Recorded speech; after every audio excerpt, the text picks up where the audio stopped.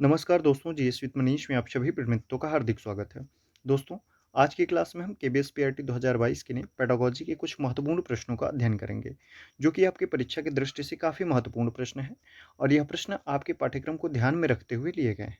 ठीक है, तो इसी के साथ आज की क्लास को शुरू करते हैं, जिसमें हमारा आज का पहला प्रश्न है, विकास के किस चरण में बहुत से हार्मोन संबंधी परिवर्तन होते हैं तथा अपनी पहचान की सक्रिय खोज पर बल होता है?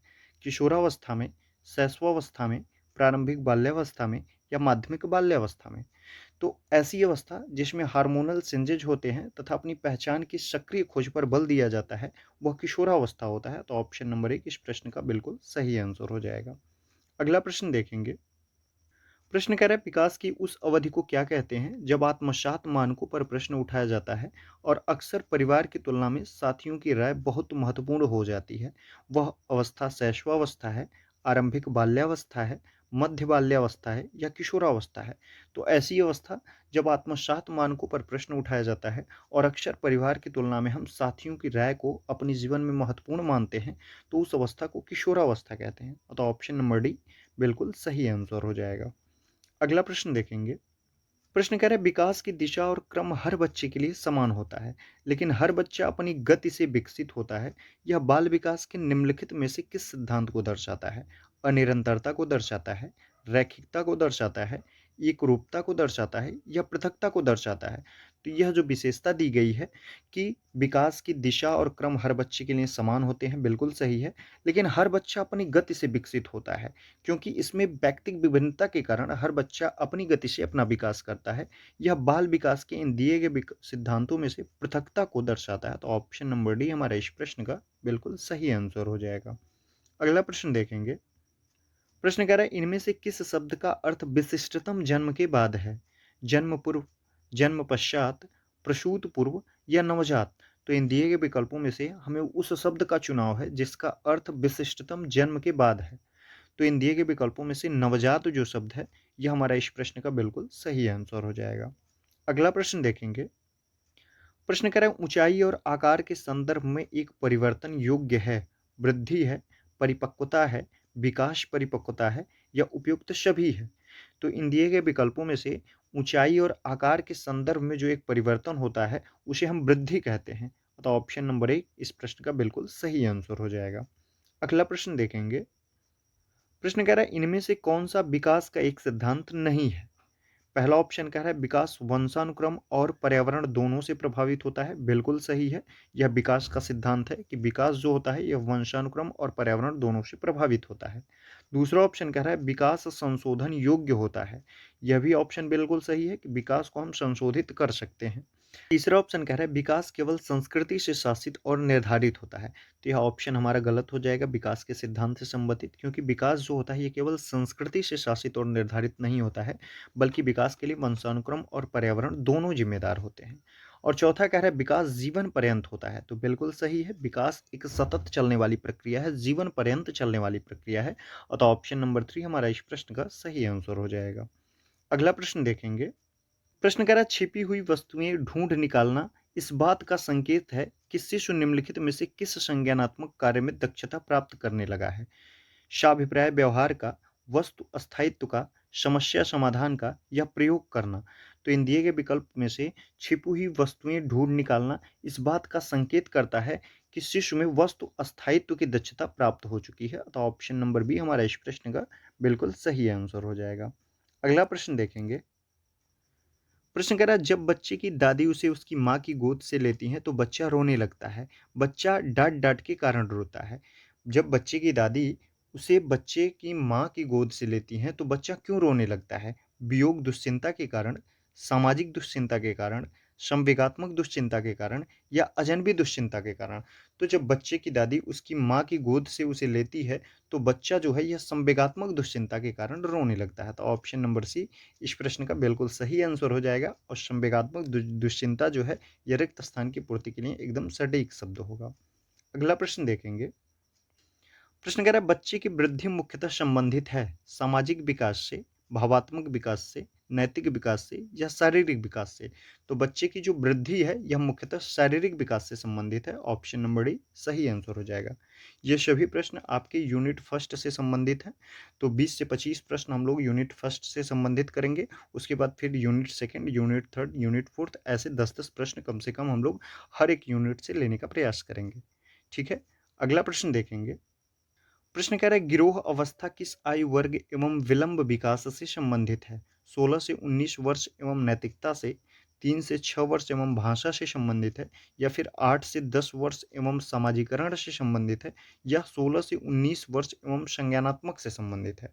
तो गिरोह अवस्था जो है या आयु वर्ग इन दिए गए विकल्पों में से 8 से 10 वर्ष एवं समाजीकरण से संबंधित है। ऑप्शन नंबर सी बिल्कुल सही आंसर हो जाएगा।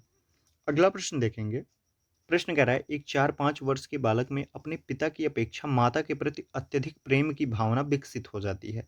बालक के व्यवहार में होने वाले इस परिवर्तन को फ्रायड द्वारा क्या नाम दिया गया है? ओडिपस कॉम्प्लेक्स, इलेक्ट्रा कॉम्प्लेक्स, पराहम या नार्सिसिज्म? तो इन दिए गए विकल्पों में से ऐसी अवस्था में कि जब एक 4-5 वर्ष के बालक में अपने पिता की अपेक्षा, और प्रश्न को ध्यान से पढ़िएगा कि पिता की अपेक्षा माता के प्रति, ठीक है, तो माता के प्रति अत्यधिक प्रेम की भावना विकसित हो जाती है। तो बालक के इस व्यवहार को फ्रॉइड ने ओडिपस कॉम्प्लेक्स कहा है। तो ऑप्शन नंबर एक हमारा इस प्रश्न का बिल्कुल सही आंसर हो जाएगा। और लड़कियों के लिए इलेक्ट्रा कॉम्प्लेक्स की बात फ्रॉइड ने की है। ठीक है, अगला प्रश्न देखेंगे। प्रश्न कह रहा है निम्न में से कौन सा कथन सत्य नहीं है? पहला कह रहा है विकास एक मात्रात्मक प्रक्रिया है। दूसरा कह रहा है शिक्षा एक लक्ष्य उन्मुख प्रक्रिया है। तीसरा ऑप्शन कह रहा है सीखना व्यवहार परिवर्तन की एक प्रक्रिया है। और चौथा कह रहा है वृद्धि एक जैविक प्रक्रिया है। तो इन दिए गए विकल्पों में से हमारा ऑप्शन नंबर एक जो है विकास एक मात्रात्मक प्रक्रिया है, यह सही नहीं है, क्योंकि विकास मात्रात्मक और गुणात्मक दोनों प्रकार की प्रक्रिया है। दूसरा कह रहा है शिक्षा एक लक्ष्य उन्मुख प्रक्रिया है, तो बिल्कुल सही है कि शिक्षा जो है एक प्रकार की लक्ष्य उन्मुख प्रक्रिया है। तीसरा ऑप्शन कह रहा है सीखना व्यवहार परिवर्तन की एक प्रक्रिया है, बिल्कुल सही है, सीखने के द्वारा हम अपने व्यवहार में परिवर्तन और परिमार्जन करते हैं। और चौथा ऑप्शन कह रहा है वृद्धि एक जैविक प्रक्रिया है, ये भी ऑप्शन बिल्कुल सही हो जाएगा। अतः इन दिए गए विकल्पों में से विकास से संबंधित ऑप्शन नंबर एक हमारा सही नहीं है, जो इस प्रश्न का सही आंसर हो जाएगा। अगला प्रश्न देखेंगे। प्रश्न कह रहा है बच्चों के विकास का क्रम है अमूर्त से मूर्त की तरफ, सामान्य से विशिष्ट की ओर, पैरों से सिर की ओर, या फिर हाथ पैर से केंद्र की ओर? तो बच्चों के विकास का जो क्रम होता है यह सामान्य से विशिष्ट की ओर होता है। तो ऑप्शन नंबर बी सही आंसर हो जाएगा। अगला प्रश्न देखेंगे। प्रश्न कह रहा है समकालीन सिद्धांत बचपन को क्या मानते हैं? एक सामाजिक संरचना, सभी संस्कृतियों में पवित्र काल, या बहुत अधिक तनाव और चिंता का काल, या फिर किशोरावस्था तक का विकास काल? तो समकालीन सिद्धांत बचपन को जो है एक सामाजिक संरचना मानते हैं। तो ऑप्शन नंबर ए इस प्रश्न का बिल्कुल सही आंसर हो जाएगा। अगला प्रश्न देखेंगे। प्रश्न कह रहा है अवधारणाओं का विकास मुख्य रूप से किसका हिस्सा है? शारीरिक विकास का, सामाजिक विकास का, संवेगात्मक विकास का, या बौद्धिक विकास का? तो अवधारणाओं का विकास जो है यह मुख्य रूप से बौद्धिक विकास का हिस्सा है। ऑप्शन नंबर डी सही आंसर हो जाएगा। अगला प्रश्न देखेंगे। हमारा अगला प्रश्न कह रहा है रचनावादी संरचना में बच्चे को किस रूप में देखा जाता है? ब्लैक स्लेट जिसका जीवन पूरी तरह से उनके अपने अनुभव से आकार लेता है, या फिर एक समस्या समाधानकर्ता और एक वैज्ञानिक अन्वेषक, या तीसरा ऑप्शन कह रहा है एक सामाजिक प्राणी जो निष्क्रिय अभिग्राही है, या चौथा ऑप्शन कह रहा है एक जैविक प्राणी जो उच्च श्रेणी की नैतिकता के साथ जन्मा है? तो ऑप्शन नंबर बी हमारा इस प्रश्न का सही आंसर हो जाएगा कि रचनावादी संरचना में बच्चे को जो है हम एक समस्या समाधानकर्ता और एक वैज्ञानिक अन्वेषक के रूप में देखते हैं। अतः ऑप्शन नंबर बी हमारा इस प्रश्न का बिल्कुल सही आंसर हो जाएगा।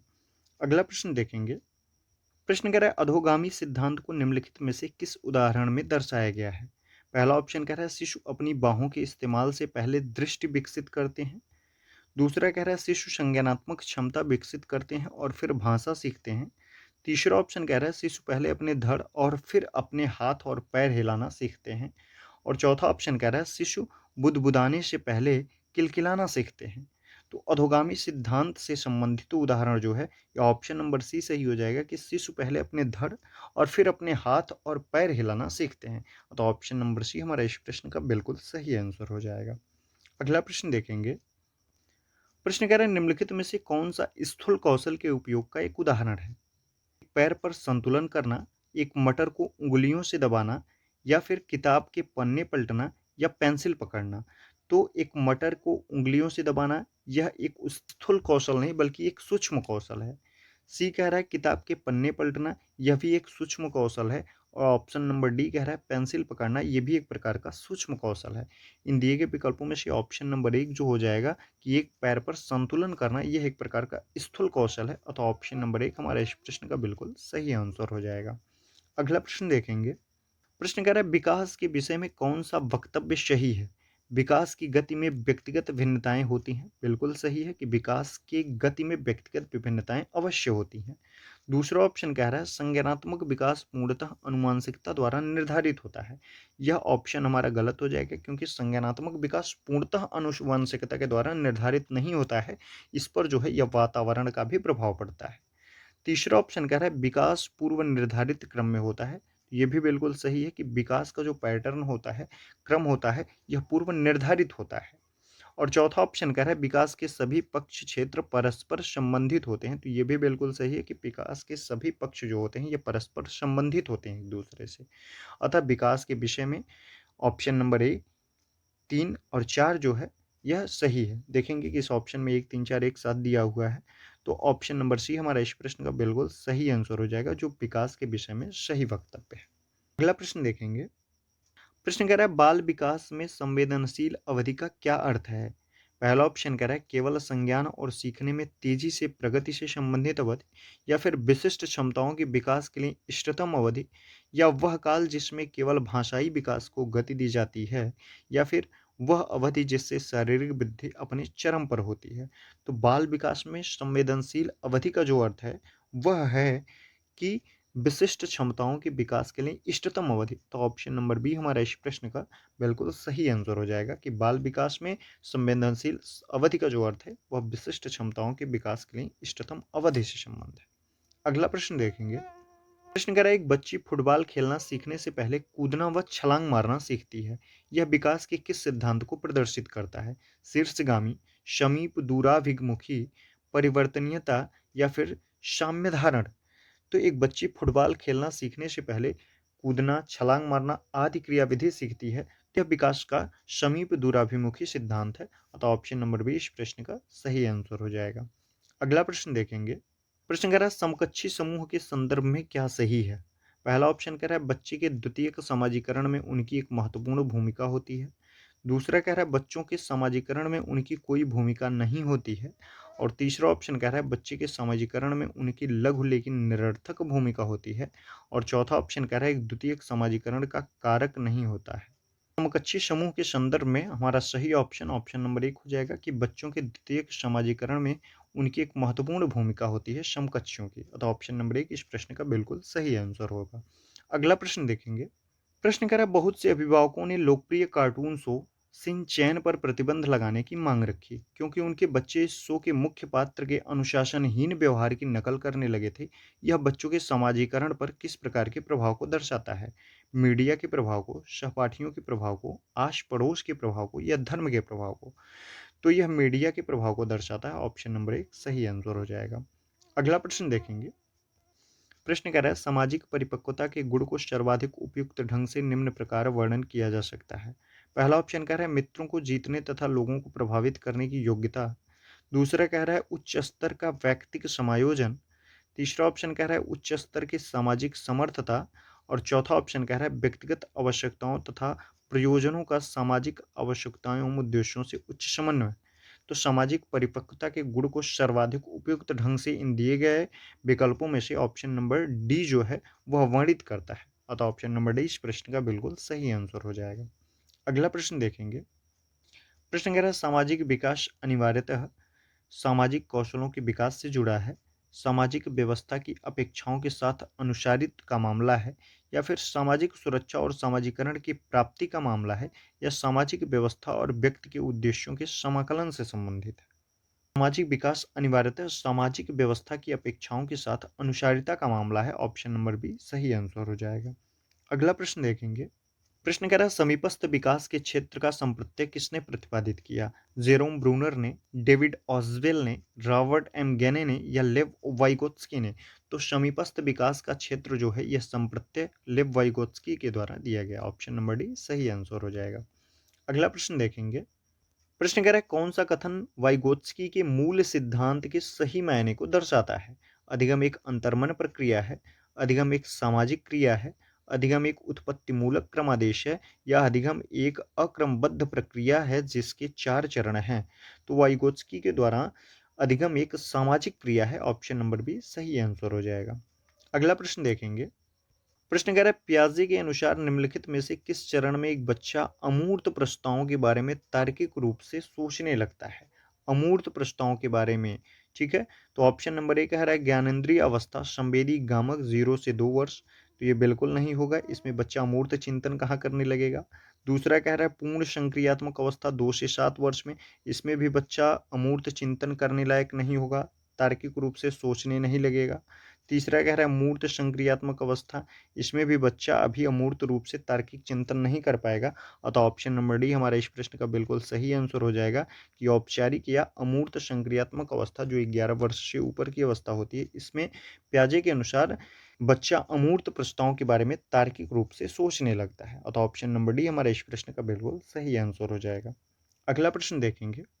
प्रश्न कह रहा है सामूहिक एकालाप की अवधारणा किसके द्वारा दी गई है? प्याजे के द्वारा, वाइगोत्स्की के द्वारा, ब्रूनर के द्वारा या बंडूरा के द्वारा?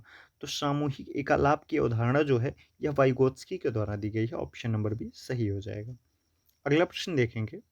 प्रश्न कह रहे प्याजे के अनुसार अनुवांशिक रूप से क्रमादेशित जैविक परिवर्तनों का होना क्या कहलाता है? संतुलन कहलाता है, अनुकूलन कहलाता है, परिपक्वता कहलाता है या सामाजिक प्रसारण कहलाता है? तो प्याजे के अनुसार अनुवांशिक रूप से क्रमादेशित जैविक परिवर्तनों का होना जो है यह परिपक्वता कहलाता है। ऑप्शन नंबर सी सही आंसर हो जाएगा। अगला प्रश्न देखेंगे। प्रश्न कह रहा है बच्चे को अपने आप से बात करना उनके अहम केंद्रवाद का द्योतक है या उनकी सोच में विनियमित करने में उनकी मदद करता है या फिर उनके मनोवैज्ञानिक और भाषा विकास में बाधा डालता है? या ऑप्शन नंबर डी कह रहा है गंभीर व्यवहार संबंधी समस्याओं का पहचान करता है? तो बच्चे का अपने आप से बात करना जो है यह उनकी सोच को विनियमित करने में उनकी मदद करता है। तो ऑप्शन नंबर बी बिल्कुल सही आंसर हो जाएगा, बच्चों के अपने आप से बात करने से संबंधित। अगला प्रश्न देखेंगे। प्रश्न कह रहा है वाइगोत्स्की के अनुसार निम्नलिखित में से कौन से सांस्कृतिक उपकरण के उदाहरण हैं जो हमारे कामकाज में सहायता और परिवर्तन करते हैं? मानचित्र है, भाषा है, कैलकुलेटर है या स्कीमा है? तो मानचित्र तो हो जाएगा, भाषा भी हो जाएगा, कैलकुलेटर भी हो जाएगा। अतः ऑप्शन नंबर 1, 2, 3 हमारा इस प्रश्न का सही आंसर हो जाएगा, जो कि किस कथन में दिया हुआ है? तो 1, 2, 3 जो है यह सी में दिया हुआ है। सी बिल्कुल सही आंसर हो जाएगा। इस अगला प्रश्न देखेंगे। कह रहा है वाइगोत्स्की के अनुसार समीपस्थ विकास के क्षेत्र को किस प्रकार बढ़ावा दिया जा सकता है? सहयोगात्मक संवाद के द्वारा, अनुकरण द्वारा सिखाकर या प्रतिवर्ती सोच के द्वारा या प्रतिपादक अधिगम के द्वारा? तो वाइगोत्स्की के अनुसार समीपस्थ विकास के क्षेत्र को किस प्रकार से बढ़ावा दिया जा सकता है? तो वह सहयोगात्मक संवाद के द्वारा बढ़ावा दिया जा सकता है। ऑप्शन नंबर ए सही हो जाएगा। अगला प्रश्न देखेंगे। प्रश्न कह रहा है जब बच्चे अपने अनुभवों को अपने वर्तमान स्कीमा में समाहित करते हैं तो इसको क्या कहते हैं? आत्मसातीकरण, समायोजन, केंद्रीयता या संरक्षणता? तो इसे हम आत्मसातीकरण कहते हैं। ऑप्शन नंबर 1 बिल्कुल सही आंसर हो जाएगा कि जब बच्चे अपने अनुभवों को अपने वर्तमान स्कीमा में समाहित करते हैं तो इसको हम आत्मसातीकरण कहते हैं। अगला प्रश्न देखेंगे। प्रश्न कह रहा है सीखने के लिए आकलन में क्या शामिल है? सीखने सिखाने से पहले के दौरान व बाद में मूल्यांकन होना चाहिए, बिल्कुल सही है। दूसरा कह रहा है स्व मूल्यांकन होना चाहिए, ये भी सही है। तीसरा कह रहा है औपचारिक व अनौपचारिक पद्धतियों का प्रयोग होना चाहिए, ये भी बिल्कुल सही है। और चौथा कह रहा है विद्यार्थियों को शैक्षणिक प्रक्रिया पर प्रतिक्रिया होना चाहिए, तो ये भी बिल्कुल सही है। तो अतः सीखने के लिए आकलन में कथन 1, 2, 3, 4 सभी शामिल हैं। अतः ऑप्शन नंबर डी हमारे इस प्रश्न का बिल्कुल सही आंसर हो जाएगा। अगला प्रश्न देखेंगे। प्रश्न कह रहा है सीखने के लिए आकलन अभिप्रेरण को बढ़ावा देता है, अलग करने और रैंक देने में प्रयोजन के लिए किया जाता है या फिर ग्रेड्स को पूरी तरह से महत्व देने पर बल देता है या फिर सीखने के लिए आकलन विशिष्ट होता है और अपने आप में की गई आकलन गतिविधि है? तो सीखने के लिए आकलन जो होता है यह मुख्य रूप से अभिप्रेरण को बढ़ावा देता है। तो ऑप्शन नंबर ए सही आंसर हो जाएगा। अगला प्रश्न देखेंगे। प्रश्न कह रहा है निम्न में से कौन सी विधि अधिगम के लिए आकलन हेतु उपयुक्त है? सिर्फ साल के अंत में परीक्षाएं करवाना। दूसरा कह रहा है बच्चों के संप्रत्य बुद्धि का नियमित प्रलेखीकरण करना। तीसरा ऑप्शन कह रहा है मानकीकृत परीक्षण। और और चौथा ऑप्शन कह रहा है केवल प्रत्यास्परण पर आधारित प्रश्नोत्तरी। तो इन दिए गए विकल्पों में से अधिगम के लिए आकलन हेतु जो सबसे उपयुक्त है वह बच्चों के संप्रत्य बुद्धि का नियमित प्रलेखीकरण करना है। अतः ऑप्शन नंबर बी बिल्कुल सही आंसर हो जाएगा। अगला प्रश्न देखेंगे। प्रश्न कह रहा है किसी शिक्षक को सीखने का मूल्यांकन सुनिश्चित करने के लिए ऑप्शन नंबर ए कह रहा है अंकों के सुधार पर विद्यार्थियों में तुलना करानी चाहिए। तो अंकों के सुधार के लिए हमको विद्यार्थियों में तुलना कराने की कोई आवश्यकता नहीं है, अतः ऑप्शन नंबर ए हमारा गलत हो जाएगा। बी कह रहा है प्रत्येक बच्चे के कार्य का विश्लेषण करना और उनके अवबोध में अंतर ज्ञात करना चाहिए। तो ये सही हो सकता है। तीसरा कह रहा है किसी मूल्यांकन परीक्षा में केवल हाँ नाम के प्रश्न देना। तो ये गलत हो जाएगा क्योंकि हाँ ना में केवल दोनों दो प्रकार के प्रश्न नहीं होने चाहिए। ठीक है। चौथा कह रहा है बच्चों की स्मरण शक्ति को पेपर पेंसिल परीक्षा द्वारा परखना चाहिए। तो ये भी सही नहीं है। अतः शिक्षक को सीखने के मूल्यांकन सुनिश्चित करने के लिए ऑप्शन नंबर बी सही हो जाएगा कि प्रत्येक बच्चे के कार्य का विश्लेषण करना चाहिए और उनके अवबोध में अंतर ज्ञात करना चाहिए। तो ऑप्शन नंबर बी हमारा इस प्रश्न का बिल्कुल सही आंसर हो जाएगा। अगला प्रश्न देखेंगे। कह रहे क्लासरूम में विद्यार्थियों के नियमित दुर्व्यवहार को समाप्त करने के लिए निम्नलिखित में से कौन सा तरीका ज्यादा उपयोगी है? पहला ऑप्शन कह रहा है संभावित उपद्रवियों को कक्षा से बाहर कर देना चाहिए। दूसरा कह रहा है गैर वाचिक इशारों का उपयोग करना चाहिए। या फिर ध्यान न देना और आगे बढ़ जाना चाहिए। या ऑप्शन नंबर डी कह रहा है पुरस्कार के तौर पर सांकेतिक सुदृढ़ीकर्ताओं को देना चाहिए। तो क्लासरूम में विद्यार्थियों के नियमित दुर्व्यवहार को समाप्त करने के लिए हमें इन दिए गए विकल्पों में से ऑप्शन नंबर डी पुरस्कार के तौर पर सांकेतिक सुदृढ़कर्ताओं को देना चाहिए। ठीक है, इसका इस्तेमाल करके हम लोग दुर्व्यवहार को समाप्त कर सकते हैं। तो ऑप्शन नंबर डी इस प्रश्न का बिल्कुल सही आंसर हो जाएगा। अगला प्रश्न देखेंगे। प्रश्न कह रहा है विविध पृष्ठभूमि के बच्चों को सीखने की सुविधा के लिए शिक्षक द्वारा किसका पालन किया जाना चाहिए? मानकीकृत पाठ्यक्रम का, पाठ्यपुस्तक केंद्रित शिक्षा शास्त्र का, विभेदित निर्देशात्मक शैलियों का या योगात्मक मूल्यांकन का? तो विविध पृष्ठभूमि के बच्चों को सीखने की सुविधा के लिए शिक्षक द्वारा विभेदित निर्देशात्मक शैलियों का पालन किया जाना चाहिए। ऑप्शन नंबर सी सही हो जाएगा। अगला प्रश्न देखेंगे। प्रश्न कह रहा है बहुसांस्कृतिक शिक्षा का उद्देश्य क्या है? एक कक्षा में अलग-अलग संस्कृति के बच्चों का समानांतर शिक्षा, या फिर एक कक्षा में अलग-अलग संस्कृति के बच्चों की सम्यक शिक्षा, या स्कूल में खास अवसरों पर अलग-अलग संस्कृति का नाच-गाना प्रस्तुत करना, या फिर ऑप्शन नंबर डी कह रहा है अलग-अलग संस्कृति के बच्चों के लिए स्कूल में अलग-अलग खंड बनाना। तो ऑप्शन नंबर बी हमारा इस प्रश्न का बिल्कुल सही आंसर हो जाएगा कि कक्षा में अलग-अलग संस्कृति के बच्चों की सम्यक शिक्षा जो होनी चाहिए, यह बहुसांस्कृतिक शिक्षा का उद्देश्य होना चाहिए। तो ऑप्शन नंबर बी सही आंसर हो जाएगा। अगला प्रश्न देखेंगे। प्रश्न कह रहा है विविध शिक्षण आवश्यकताओं वाले विद्यार्थियों को शामिल करने के लिए निम्न में से किसकी आवश्यकता होती है? बैठने की निश्चित व्यवस्था, लचीला पाठ्यक्रम, मानकीकृत आकलन या पाठ्यपुस्तक केंद्रित शिक्षा शास्त्र? तो विविध शिक्षण आवश्यकताओं वाले विद्यार्थियों को शामिल करने के लिए इन दिए गए विकल्पों में से लचीला पाठ्यक्रम जो है यह सर्वाधिक आवश्यक है। अतः ऑप्शन नंबर बी बिल्कुल सही आंसर हो जाएगा। अगला प्रश्न देखेंगे। प्रश्न कह रहा है विविध सांस्कृतिक पृष्ठभूमि के विद्यार्थियों को सफलतापूर्वक सम्मिलित करने के लिए शिक्षक को निम्नलिखित में से किससे बचना चाहिए? पहला ऑप्शन कह रहा है हर विद्यार्थी को पहचाने और उसका सम्मान करे। दूसरा कह रहा है प्रभुत्वशाली समूह के अनुभवों को प्राथमिकता दे। और तीसरा कह रहा है शिक्षण की सामग्री में विविधता शामिल करे। और फिर चौथा ऑप्शन कह रहा है कक्षा में सांस्कृतिक संवेदनशीलता का अभ्यास करे। तो विविध सांस्कृतिक पृष्ठभूमि के विद्यार्थियों को सफलतापूर्वक सम्मिलित करने के लिए एक शिक्षक द्वारा इन दिए गए विकल्पों में से उसे प्रभुत्वशाली समूह के अनुभवों को प्राथमिकता देने से बचना चाहिए। तो ऑप्शन नंबर बी इस प्रश्न का सही आंसर हो जाएगा। अगला प्रश्न देखेंगे।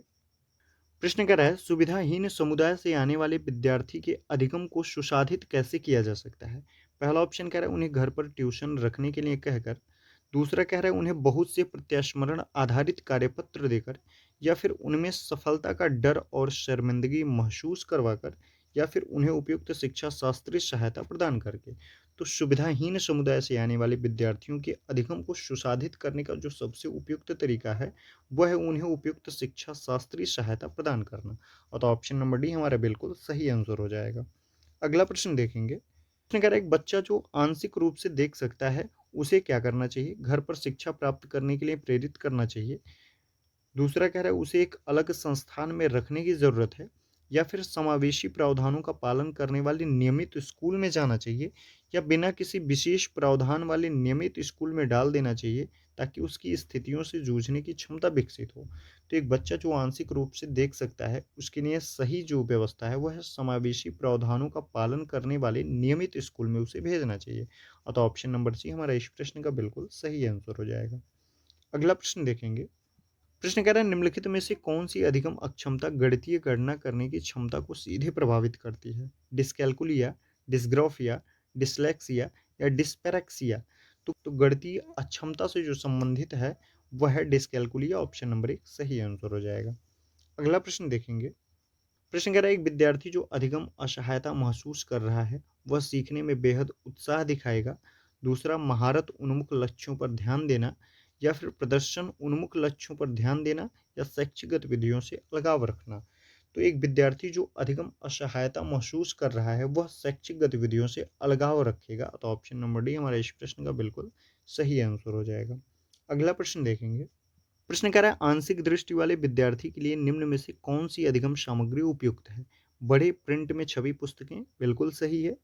दूसरा कह रहा है त्रिआयामी मानचित्र और चार्ट, ये भी सही है।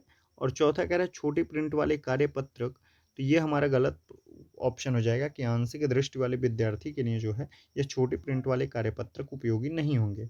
और चौथा कह रहा है सॉफ्टवेयर जो कि मूल पाठ के वाक्य में परिवर्तित कर दें, तो ये भी बिल्कुल सही है। आंशिक दृष्टि वाले विद्यार्थी के लिए इन दिए गए ऑप्शंस में से कथन 1, 2 और 4 जो है यह सही हो जाएगा उपयुक्त सामग्री के रूप में। तो 1, 2, 4 एक साथ किसमें दिया हुआ है? ऑप्शन नंबर बी में दिया हुआ है। तो ऑप्शन नंबर बी हमारा इस प्रश्न का बिल्कुल सही आंसर हो जाएगा। अगला प्रश्न देखेंगे। प्रश्न कह रहा है, अक्षरों का अनुपयुक्त आकार और रिक्त प्रवाही और प्रिंट अक्षरों का मिश्रण और गलत वर्तनी डॉट डॉट के भेदक लक्षण है।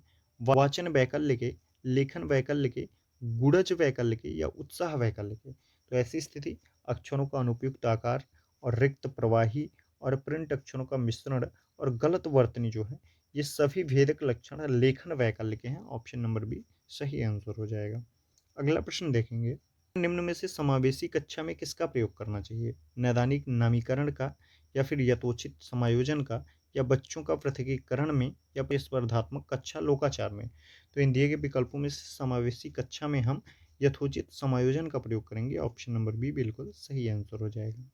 अगला प्रश्न देखेंगे। प्रश्न कह रहा है, समावेशी शिक्षा डाट डाट के सिद्धांत पर आधारित है। सामाजिक अस्तित्व एवं वैश्वीकरण के सिद्धांत पर, या विश्व बंधुता के सिद्धांत पर, या सामाजिक संतुलन के सिद्धांत पर, या फिर समता एवं समान अवसर के सिद्धांत पर? तो जो समावेशी शिक्षा है यह समता एवं समान अवसर के सिद्धांत पर आधारित है। ऑप्शन नंबर डी सही हो जाएगा। अगला प्रश्न देखेंगे। प्रश्न कह रहा है, एक नेता में निम्न में से कौन सी क्षमता होनी चाहिए?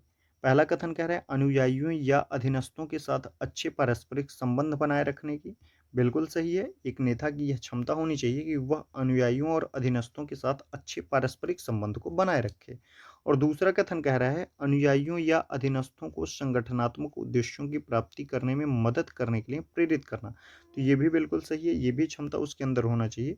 अतः कथन 1 और 2 जो है दोनों एक नेता की क्षमता होनी चाहिए। ऑप्शन नंबर सी हमारा इस प्रश्न का बिल्कुल सही आंसर हो जाएगा। अगला प्रश्न देखेंगे। प्रश्न कह रहा है निम्न में से कौन सा कथन सत्य नहीं है? पहला कथन कह रहा है एक नेता केवल कर्मचारियों की देखरेख करता है, न कि उनके काम में उनका मार्गदर्शन करता है। ये बिल्कुल गलत कथन हो जाएगा, क्योंकि एक नेता जो होता है यह कर्मचारियों की देखरेख के साथ साथ उनके कार्य में उनका मार्गदर्शन भी करता है। दूसरा कह रहा है एक नेता वह व्यक्ति होता है जो काम शुरू करने के लिए अधीनस्थों को नीतियों और योजनाओं का संचार करता है, बिल्कुल सही एक नेता के बारे में। और तीसरा ऑप्शन कह रहा है एक नेता कर्मचारियों को वित्तीय और गैर वित्तीय प्रोत्साहन देकर प्रेरित करता है, ये भी बिल्कुल सही एक नेता के बारे में। और चौथा ऑप्शन कह रहा है एक नेता कर्मचारियों के प्रयासों को स्वीकृति देता है और उन्हें उनकी भूमिका स्पष्ट रूप से समझाता है, ये भी बिल्कुल सही है। अतः ऑप्शन नंबर 1 हमारा इस प्रश्न का बिल्कुल सही आंसर हो जाएगा, जो कि एक नेता के से संबंधित उसकी विशेषताओं से संबंधित नहीं है। अगला प्रश्न देखेंगे। प्रश्न कह रहा है नेतृत्व की किस शैली में समूह के सदस्य अपने स्वयं के कार्यों पर काम करते हैं और स्वयं समस्याओं का समाधान करते हैं? लोकतांत्रिक नेतृत्व के अंतर्गत, या निरंकुश नेतृत्व में, या फिर अहस्तक्षेप नेतृत्व में, या रणनीतिक नेतृत्व में? तो नेतृत्व की हस्तक्षेप नेतृत्व शैली में समूह के सदस्य अपने स्वयं के कार्यों पर काम करते हैं और स्वयं समस्याओं का समाधान करते हैं। तो ऑप्शन नंबर सी हमारा बिल्कुल सही आंसर हो जाएगा। अगला प्रश्न देखेंगे। प्रश्न कह रहा है, निम्न में से कौन परिवर्तनकारी नेता का एक गुण नहीं है? दूरदर्शी, प्रेरक, साहसी या फिर स्वार्थी? तो इन दिए गए विकल्पों में से परिवर्तनकारी नेता का एक जो गुण नहीं है वह स्वार्थी होना नहीं है। तो ऑप्शन नंबर डी सही आंसर हो जाएगा। अगला प्रश्न देखेंगे। प्रश्न कह रहा है, समावेशी शिक्षा प्रणाली में क्या क्या सम्मिलित है? संस्थान बिल्कुल सम्मिलित है समावेशी शिक्षा प्रणाली में। पाठ्यक्रम ये भी सम्मिलित है। मूल्यांकन तो मूल्यांकन भी सम्मिलित है। अतः उपरोक्त सभी ऑप्शन नंबर डी बिल्कुल सही आंसर हो जाएगा। अगला प्रश्न देखेंगे। प्रश्न कह रहा है, समावेशी शिक्षा में निम्न में से किसका पुनर्गठन शामिल है? संस्कृति का, नीति का, संस्कृति और नीति दोनों का, या दोनों का नहीं? तो समावेशी शिक्षा में संस्कृति का भी पुनर्गठन शामिल है और नीति का भी पुनर्गठन शामिल है। तो ऑप्शन नंबर सी बिल्कुल सही आंसर हो जाएगा। अगला प्रश्न देखेंगे। प्रश्न कह रहा है, विद्यालय विकास संस्थाएं निम्न में से क्या नहीं करती हैं? ऑप्शन नंबर कह रहा है, वे अनुशासन संबंधी समस्याओं की स्थिति में छात्रों के अधिकार को मजबूत करती हैं। दूसरा कह रहा है, विद्यालय सुविधाओं के संबंध में प्रावधान करती हैं और मरम्मत भी करती हैं। तीसरा कह रहा है, विद्यालय के विकास को बढ़ाने के लिए विद्यालय की ओर से बाहरी निकायों से वित्तीय सहायता प्राप्त करती हैं।